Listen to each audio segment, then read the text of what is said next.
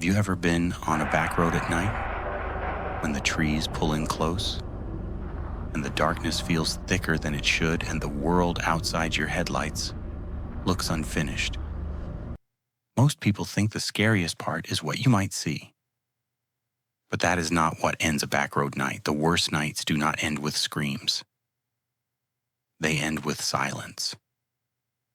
Tonight you are listening to The Faint Whisper, and these are 5 back road nights that ended in silence, not the peaceful kind, not the calm, sleepy kind, the kind that feels like the world has stopped breathing and something has taken its place. Before we begin, a quick note. These stories are told for entertainment in a true-to-life style, but they are not presented as verified events. Now turn the lights down, keep your volume just a little higher than normal, and listen carefully, because sometimes the only warning you get is that everything goes quiet at once. The first night started like nothing. Just a simple drive home after a late shift, and on a narrow county road that cut through fields and low woods. No street lights, no houses, just the soft sweep of my headlights and the steady rhythm of tires on old asphalt.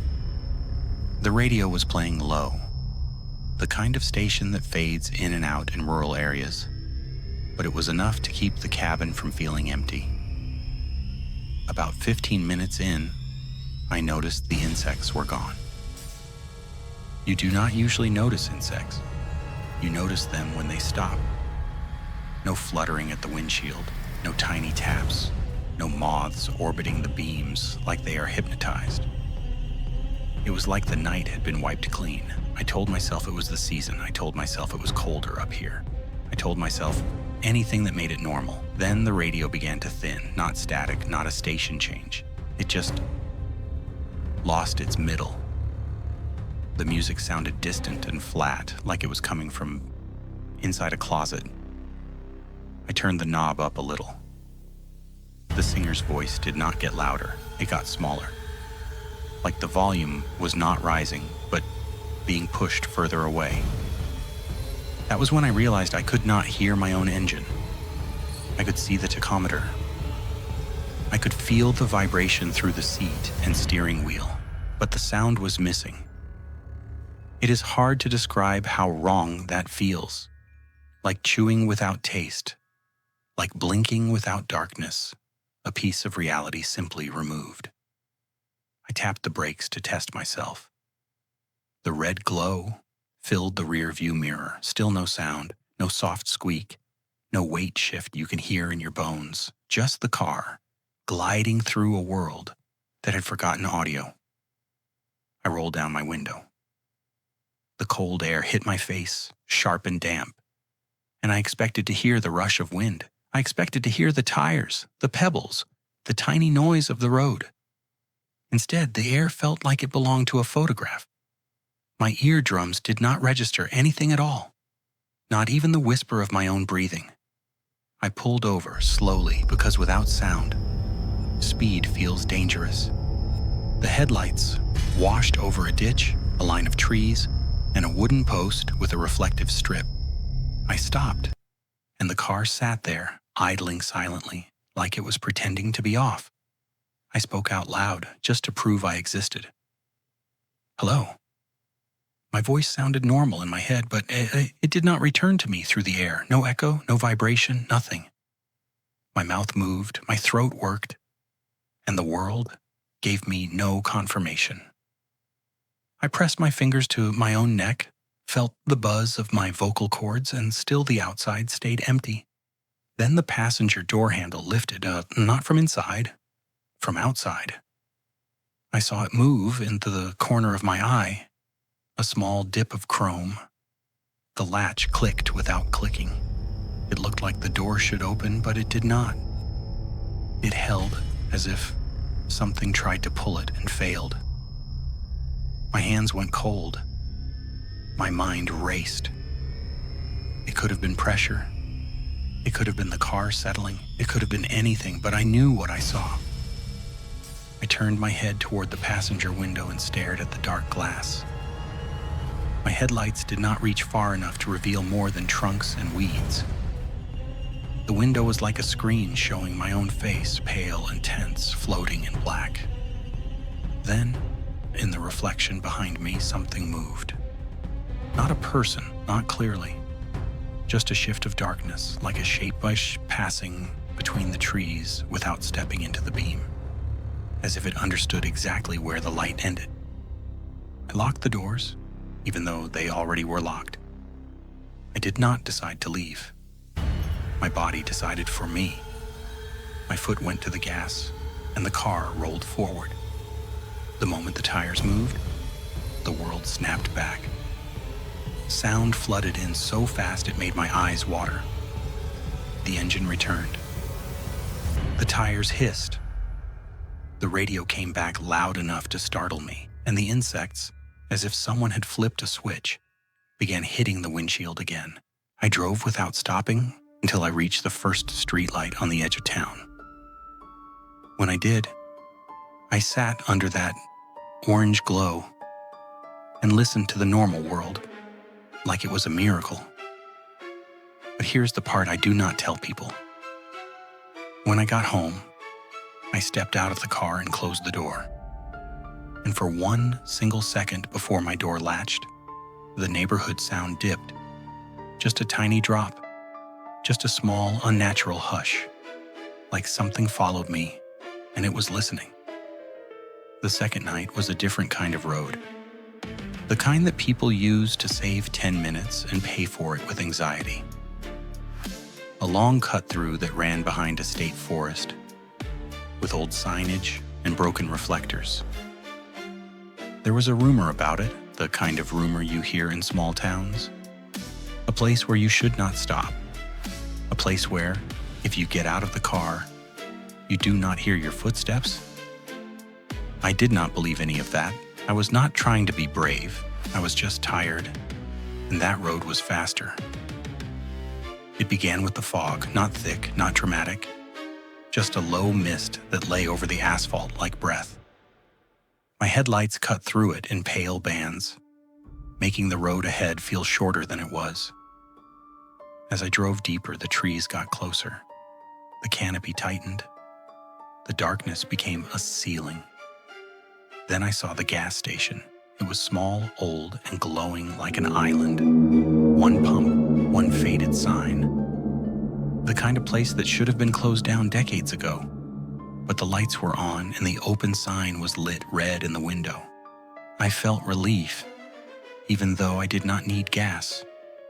Relief, because light means people. Light means safety. I slowed as I passed, and for a second I thought about stopping, just to ask if they had a restroom, just to break the long drive, just to feel something normal. Then I looked at the pumps. There was no hose. The pump had a nozzle holder, it had a dial, it had old decals. But no hose, no nozzle, no way to use it. Like a set in a movie that was never meant to function. My stomach tightened. I looked at the station window. Inside, behind the glass, someone stood very still. I could not see a face clearly, the reflections were too strong, but I could see the outline of a person upright, near the counter, facing the window, like they were watching my headlights glide by. Not waving, not moving, just standing. I kept driving. In my mirror, the station shrank into the fog and disappeared. A minute later, I told myself I imagined it. Fog can play tricks. Fatigue can invent landmarks. 5 minutes later, I passed it again. Same station, same open sign, same single pump, same glowing window. I braked hard. My breath caught. The road behind me was empty. The road ahead was empty.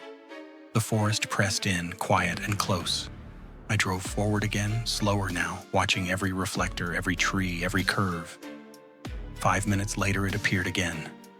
Same angle, same station, same open sign. This time, I did not slow. I did not look at the pump. I stared straight ahead and forced myself not to check the window. But my eyes betrayed me. They flicked to the glass anyway. The person was still there, still upright, still facing the window. Only now they were closer, not inside, not behind the counter, not separated by glass. They were standing outside in the dark near the pump, where the fog curled around their legs. Their clothing looked too dark to separate from the night. Their head was slightly tilted, like they were listening, and the open sign, that red neon word, blinked once, slowly. Open. Open. Then, as I passed, the neon flickered and went out. And with it, all sound went out too. No engine, no road, no wind, no music, just the sight of my hands on the wheel and the pale tunnel of fog ahead and the sick certainty that something had turned the world's volume down to zero. My mouth opened. I tried to breathe. I tried to cough. I tried to make any noise. Nothing. The silence lasted only as long as the station stayed in my peripheral vision. The moment it fell behind me, sound returned in a rush. I did not stop. I did not turn around. I did not look in the mirror for at least 10 minutes. When I finally did, the station was gone, replaced by darkness and fog. The next morning, curiosity got the best of me. I searched online. I looked at maps. I found nothing. No station, no business, no address. Nothing on satellite images. But that afternoon, when I drove past that stretch in daylight, there was a clearing. A patch of cracked pavement, a signpost without a sign, and a single rusted metal frame, half buried in weeds. A gas pump skeleton, no building, no lights, no window, just the bones of a place. The third night began with a detour. Roadwork had closed my usual route, and my GPS offered an alternative, a longer way, a back road that cut through farmland and old school district lines. I sighed, accepted it, and followed the blue line on the screen. That was my first mistake. The road narrowed, then narrowed again. The shoulders fell away into ditches. The reflectors became sparse. The GPS voice sounded confident, like it always does, even when it is wrong. After 20 minutes, I realized I'd not seen another car in a long time. No oncoming headlights, no taillights, just me and fields and dark. Then I saw the bus. A yellow school bus parked on the shoulder ahead, angled slightly toward the ditch, like it had pulled over and stopped. Its hazard lights were on. Blink, blink, blink. But the light made no sound. No click, no relay tick. Just a silent flash in the dark. I slowed, because you slow when you see a bus at night. Your mind immediately supplies possibilities. A breakdown, a crash, kids, an emergency. As I approached, my headlights swept across the bus windows. Every seat was empty. No driver, no passengers, no movement. The door was closed. The bus sat there like a prop. Hazard lights blinking in perfect, silent rhythm. My breath fogged the windshield. I gripped the wheel. I told myself it was a maintenance bus, a bus left behind, a bus waiting for a tow. Then I saw the stop sign on its side. It was extended. That red octagon, the one that swings out to stop traffic, was out like it was still doing its job. And on the metal arm, in faded black letters, someone had written one word with a marker. Wait. I felt my pulse spike. The moment I read it, the hair on my arms lifted. I passed slowly, my eyes locked on the bus. As my car came alongside it, the interior light turned on. A pale glow filled the front, like someone flipped a switch. And in that light, for just a second, I saw a shape in the driver's seat.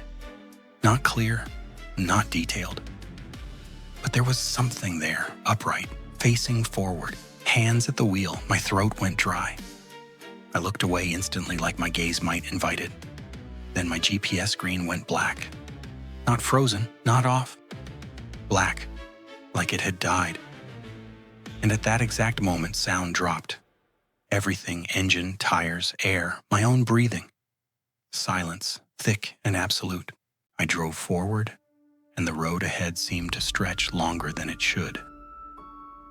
The darkness felt deeper, like my headlights couldn't reach as far. I kept my eyes on the center line, the only thing that proved the world still existed. Then, in my rear-view mirror, I saw the hazard lights stop. No blink, no blink, just darkness. And then, behind me, headlights turned on.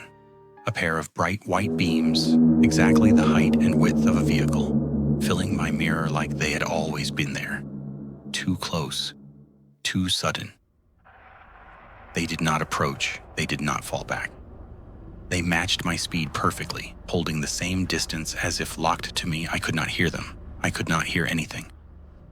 I pressed the accelerator. My speed climbed. The headlights stayed. I slowed. The headlights stayed. I changed lanes within the narrow road, drifting toward the shoulder, then back. The headlights mirrored it, staying centered behind me, maintaining that identical gap. The silence felt intentional, like I was being kept from hearing what was following. Finally, after what felt like forever, I saw a crossroad ahead. A wider intersection, a stop sign, a small green marker that showed a route number. The moment my headlights hit that sign, the silence broke. Sound returned like glass shattering. My engine roared back. The tires hummed. The air rushed. And behind me, the headlights vanished. No fading, no turn off. Just gone. I slammed on the brakes at the stop sign, heart pounding, and looked back down the road. Nothing, no bus, no lights, no vehicle, just darkness.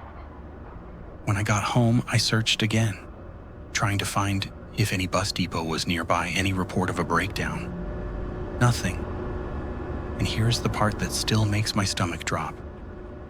When I checked my dashcam footage later, the bus did not appear on video at all. The road played back empty, with my headlights sliding over bare shoulder and ditch. No blinking hazards, no yellow body, no extended stop sign. But my GPS cut out at the exact time I remember, and the audio on the dash cam dropped into dead silence for almost 2 minutes with no explanation. The fourth night was not my story. It belonged to a couple who took a weekend trip to a cabin rental near the edge of a forest. The kind of place people go to unplug. No neighbors, no noise. A small house, a fire pit, a gravel driveway that led to a thin paved road, and then miles of trees. They arrived before sunset. Everything felt normal. They cooked. They laughed. They took pictures of the orange sky through the branches. Then, after midnight, they heard the knock. Not loud, not violent. Just a gentle, polite knock at the front door. Knock, knock. They froze in bed, listening. Another knock. Knock, knock. The man whispered that it was probably another renter who got the wrong cabin. The woman whispered that nobody would be out here at midnight looking for help, without making noise, without calling, without headlights. He got up anyway because people do. He walked to the living room where the cabin windows showed only black. He looked through the peephole. He saw nobody. He opened the door a few inches. The porch was empty, no footprints, no figure, no sound. He closed the door, locked it, and laughed softly to shake off the fear. They went back to bed. 10 minutes later, the knock came again. Same gentle rhythm, same calm insistence. Knock, knock. This time, the woman sat up and held her breath. The man walked to the door again, annoyed now, ready to shout at whoever was messing with them. He looked through the peephole and stepped back. He did not speak for a second. He did not move, like his body was trying to refuse what his eyes saw. "What is it?" the woman whispered. He swallowed. "There is a face," he said, voice thin, right up close. She felt cold wash over her. "Whose?" she asked. He did not answer. He leaned in again, slowly, like maybe it would change. Then he shook his head as if dizzy. It is not a face, he said. The knock came again, right then, right against the door, as if whoever was outside knew they were watching. Knock, knock. The woman started to cry, silently. The man stepped away, grabbed his phone, and tried to call the property owner.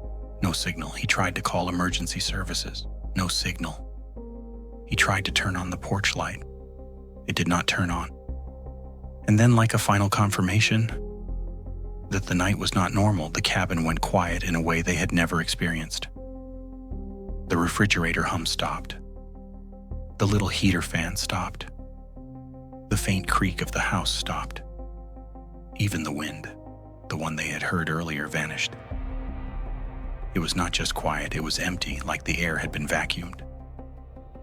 The man tried to speak, to say anything, but his voice came out small, swallowed by the silence. The woman said later it felt like the sound could not travel. The knock happened again. Knock, knock. And then, slowly, the door handle turned. Not forced, not yanked. Turned gently, like someone with patience. The lock held, but the handle kept turning back and forth, testing. The man backed away, reached for the fireplace poker, held it like a weapon he did not know how to use. The woman stood behind him, trembling so hard her teeth hurt. Then, through the silence, they heard something else. Not a voice, not a word. A whisper, so faint it could have been imagination, right against the door, like someone breathing into the cracks. They could not make out the sentence, but they could make out the tone. It sounded like someone smiling. The man did the only thing he could think of. He grabbed the car keys and motioned for her to move.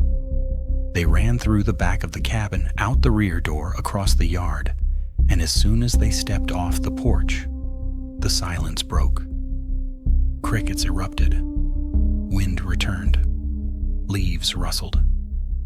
The normal night slammed back into place so fast it felt violent. They sprinted to the car, slammed the doors, started the engine. Headlights washed over the front of the cabin. The porch was empty. No one, no footprints, no sign of anything. They drove down the gravel driveway, hands shaking. At the end of the drive, there was a gate. A metal gate, closed, with a padlock hanging from it. A gate that had not been there when they arrived. They stopped. The man got out, ran to it, grabbed it, pulled. Locked. He looked back at the cabin, and that was when he saw the porch light turn on. A warm, welcoming glow, like nothing had happened. And in that light, on the other side of the front door behind the glass, he saw a shape standing very still, watching. They did not sleep that night. They sat in the car until sunrise, and when the light finally came, the gate was open and the padlock was gone, and the driveway looked exactly like it had the day before. When they returned later with the owner, there was no gate, no posts, no sign that a gate could ever exist there. The last night is the one I think about the most, because it ends the way real fear often ends. Not with an answer, not with proof, with a question that stays alive. A man was driving home from a late dinner. He took an older route to avoid highway traffic, a back road that followed a creek line through low hills. It was a road he had driven many times. He knew the bends. He knew the spots where deer crossed. He knew the old bridge where the water ran under in a narrow, dark ribbon. That night, the creek was higher than usual. Rain had been falling off and on for days. The air was wet and the road shone with a thin sheen. As he approached the bridge, his radio began to crackle. Not unusual. That road had dead zones, but the crackle turned into something else. A steady, deliberate burst, like someone keying a microphone. Then a voice came through. Not a DJ, not a dispatcher. A calm voice, low and close, as if it was sitting in the passenger seat. Do not stop. He jerked, hand tightening on the wheel. His eyes scanned the dashboard. He checked the radio display. The station name flickered. Letters scrambled, then went blank. He laughed nervously because that is what people do when their brain needs to reject something. Must be interference, he muttered. Then the voice came again, a little clearer. Do not stop on the bridge. He felt cold spread up his arms. The bridge was ahead now, short, narrow, with low rails, water beneath it, black and moving. He drove onto it. Halfway across, he saw a car pulled over at the far end, hazard lights flashing. A dark sedan angled slightly, like it had broken down right where the bridge ended. A woman stood beside it near the driver's door, waving both arms in the headlights, frantic. He slowed instinctively, foot easing off the gas, heart dropping at the sight of someone stranded on a bridge at night. Then the voice on the radio snapped, harsh and urgent. Do not stop. The tone was different now, not calm, not close. It sounded like fear. He hesitated for a fraction of a second, and in that fraction, everything went silent. His engine gone, the rain gone, the creak gone, the hazard clicks gone, and the woman still waving, but now her movement looked wrong, too smooth, too repetitive, like a loop. He did not stop. He forced his foot down and drove past her, passing so close he could have reached out and touched her sleeve. As he did, he looked at her face. He said later it was not a face you could remember, not because it was hidden, because it was ordinary in a way that felt artificial, like a mask shaped from normal with nothing behind it. When he passed the sedan, he glanced into its interior. There was no one inside. No driver, no passenger, only darkness, and the reflection of his own headlights and something else, something sitting in the back seat, low and still, like a shadow that had learned how to sit like a person. The moment he cleared the bridge, sound returned. The engine roared. Rain hissed. The creak rushed. He kept driving, heart hammering, hands locked on the wheel. In his mirror, the sedan's hazard lights stopped blinking at the exact moment his car left the bridge. Just stopped. Like a signal being turned off. He made it home, pulled into his driveway, and sat there for a long time listening to his own breathing, listening to the normal world. Then he did what people do when they need to prove something happened. He checked his phone, hoping his dash cam app saved the clip, hoping the GPS history showed the bridge, hoping there was something solid to hold. But his phone had no location history for that stretch. A gap, a blank, and his dash cam footage, when he pulled it later, showed the bridge. It showed the wet road. It showed his headlights. But where the sedan should have been, where the woman should have been waving, there was nothing. Just empty asphalt and darkness and the faint blur of rain. He watched it 3 times, shaking, because his memory showed him a woman waving and a silent bridge, and a voice telling him not to stop. But the camera showed a normal drive, with no incident at all. And that is what haunts him. Not that something was there, but that something could be there and leave no trace. 5 backroad nights. 5 moments when the world turned its sound off like a switch. A moving car with no engine noise. A gas station that should not exist. A silent bus, and a follower with headlights that vanished. A cabin where the air went empty and the door handle turned. A bridge where a woman waved and the radio begged and the camera denied it. If you're listening to this late at night and you are alone, you might notice the small sounds in your room. The hum of electricity, the faint movement of air, the distant noise of the world outside. Hold on to them, because when those sounds disappear, it does not always mean peace.